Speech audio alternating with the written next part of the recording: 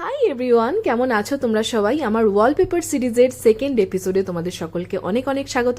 আগের ভিডিওতে তোমাদেরকে বলেছিলাম এই কর্নারটা কিন্তু আমি আগে কেটে নিয়েছিলাম ওয়ালপেপারের উপরে মাপ নিয়ে, আর সেই কর্নারটাই কিন্তু আমি ফার্স্ট আগে এখানে লাগিয়ে নিয়েছি, আর একটা পার্ট আমি পুরো লাগিয়েই এটা ভিডিওটা করেছি।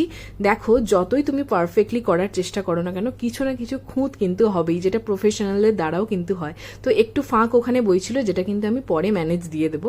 তারপর দেখো, এখানে তো তোমাদেরকে দেখিয়েছিলাম আমি দেওয়ালের পুরো মাপ নিয়ে আগে ফার্স্টে একটা কেটে নিয়েছিলাম ওয়ালপেপার, আর সেটার মাপ নিয়ে আরো পার্টে পার্টে অনেকগুলো কেটে নিয়েছিলাম। আর এই যে স্প্যাচুলাটা দেখলে, এটা কিন্তু খুব ইম্পর্টেন্ট থাকা।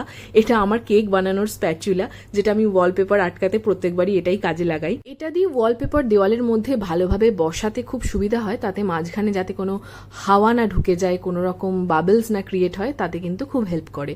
তো প্রথমে দেখো, আমি একদম উপরে উঠে গিয়ে ফার্স্টে একটা কর্নার বসিয়ে নিয়েছি, তারপরে একটু একটু করে আমি পেছনের পেপারটাকে পিল করছি আর ওয়ালপেপারটাকে দেওয়ালের মধ্যে বসিয়ে নিচ্ছি। প্রথমে হাতে করে ওটাকে পুরো বসিয়ে নিয়ে তারপর কিন্তু এই স্প্যাচুলা দিয়ে ওটাকে ভালোভাবে বসিয়ে দিচ্ছি দেওয়ালের মধ্যে, যাতে ওই যে বললাম ভেতরে কোনো বাবলস না ক্রিয়েট হয়।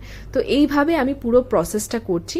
একটু একটু করেই পুরোটাকে তোমরা আগে পিল করবে না, একটু একটু করেই পিল করবে, আর এইভাবে দেওয়ালে বসাতে থাকবে, তাতে করে কিন্তু জিনিসটা অনেক স্মুথ হয়, অনেক পারফেক্টলি করা যায়। এইভাবেই এক ধাপ করে আমি ল্যাডার থেকে নেমেছি, আর একটু একটু করে ওটাকে পিল করে দেওয়ালের সাথে ভালোভাবে বসিয়ে দিয়েছি। এই ওয়ালপেপারগুলোর একটা সুবিধা কি জানো তো, এটা যেহেতু স্টিকারের মতন, এটা কিন্তু যদি কোথাও একটু ইমপারফেক্ট হয়, ঠিক মতন না বসে দেওয়ালে, বা কোথাও হয়তো একটু ভাঁজ খেয়ে গেল, একটু হাওয়া ঢুকে গেল, তুমি কিন্তু আবার নতুন করে তুলে দেওয়াল থেকে আবার সেকেন্ড টাইম কিন্তু এটাকে বসাতে পারবে। পুরো প্রসেস এবং তার সাথে আরো অনেক খুঁটিনাটি বিষয় আমি আমার এই ভিডিওর মাধ্যমে তোমাদের কাছে তুলে ধরছি। আশা করি এটা তোমাদের জন্য হেল্পফুল হবে। চলো, দেখা হচ্ছে নেক্সট এপিসোডে। ততক্ষণের জন্য টাটা।